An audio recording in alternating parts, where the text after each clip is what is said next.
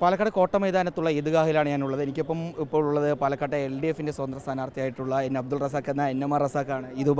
ഈദ് മുബാറക്. കഴിഞ്ഞ തവണകളൊക്കെ ഇവിടെ ഒരു നിസ്കരിക്കാൻ വേണ്ടി വരുന്നതാണ്. ഇത്തവണ സ്ഥാനാർത്ഥിയുടെ മുഖം കൂടിയായിട്ടാണ്.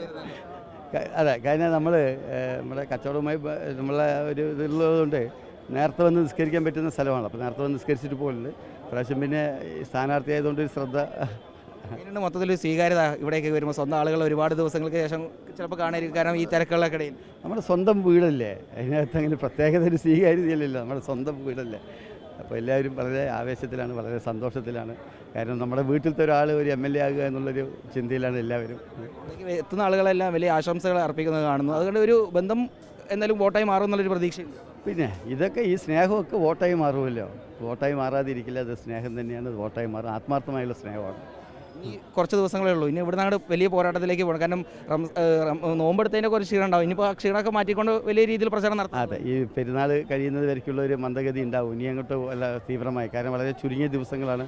തെരഞ്ഞെടുപ്പിൻ്റെ നമുക്ക് തീയതി പ്രഖ്യാപിച്ചത് തന്നെ വലിയ. അപ്പോൾ അതുമായി ബന്ധപ്പെട്ട ഓട്ടത്തിലായിരിക്കും. പ്രഖ്യാപിച്ചത് മുതൽ തന്നെ ഓട്ടത്തിലാണ്. എങ്കിൽ പോലും ഇത് കുറച്ചുകൂടി ഇരട്ടി സ്പീഡോടുകൂടി ഓടേണ്ട അവസ്ഥയിലാണ്. ഇങ്ങനെ കൂടുതൽ ഈദ്ഗാഹുകളിലൊക്കെ സന്ദർശിച്ച് പരമാവധി വോട്ടർമാരെ കാണാൻ തന്നെയാണോ അതോ വീടുകളിലേക്കുള്ള പ്രചരണം കൂടി? ഇല്ല, നമ്മൾ നിസ്കാരം കഴിഞ്ഞിട്ട് നേരെ ഇനിയിപ്പോൾ നമ്മളെ മഹല്ല് പള്ളിയിൽ പോകും. മഹല്ല് പള്ളിയിൽ പോയിട്ട് സിയാർത്തൊക്കെ കഴിഞ്ഞിട്ട് പിന്നെ കടയ്ക്ക് പോകും. ഉച്ചവരെ കടയിലുണ്ടാവും കച്ചവടത്തിൽ. അത് കഴിഞ്ഞിട്ട് NMR റസാഖ് അബ്ദുൾ റസാഖ് എന്ന NMR റസാഖ് വലിയ ആത്മവിശ്വാസത്തിലാണ്. അദ്ദേഹം ഇവിടെ ഈദ്ഗാഹിലേക്ക് എത്തിയ ആളുകളെല്ലാം നേരിട്ട് കണ്ട് ബന്ധം സ്ഥാപിക്കുകയും അദ്ദേഹത്തിൻ്റെ നാടുകൂടിയാണ്. അപ്പോൾ ആ ബന്ധം പുതുക്കുകയും അതിനോടൊപ്പം തന്നെ ഈദ് ആശംസിക്കുകയും വോട്ട് ചോദിക്കുകയും എല്ലാം ചെയ്യുകയാണ്. വലിയ ആത്മവിശ്വാസത്തോടു കൂടി തന്നെ അദ്ദേഹം മുന്നോട്ട് പോകുന്നു. അദ്ദേഹം പറയുന്നത് കഴിഞ്ഞ തവണകളെല്ലാം നിസ്കരിക്കാൻ വേണ്ടിയാണ് ഈദ്ഗാഹിലേക്ക് എത്തിയെങ്കിൽ ഇത്തവണ ഒരു സ്ഥാനാർത്ഥിയുടെ മുഖം കൂടിയാണ്. അതുകൊണ്ട് തന്നെ വലിയൊരു ആത്മവിശ്വാസത്തിൽ കൂടിയാണ് അദ്ദേഹം ഇന്ന് ഈദ്ഗാഹിലേക്ക് എത്തുകയും ചെയ്തിട്ടുള്ളത്. വീഡിയോ ജേർണലിസ്റ്റ് ബിനൂസിക്കൊപ്പം റിപ്പോർട്ടർ ഇക്ബാൽ അർക്കലീൻ, റിപ്പോർട്ടർ പാലക്കാട്.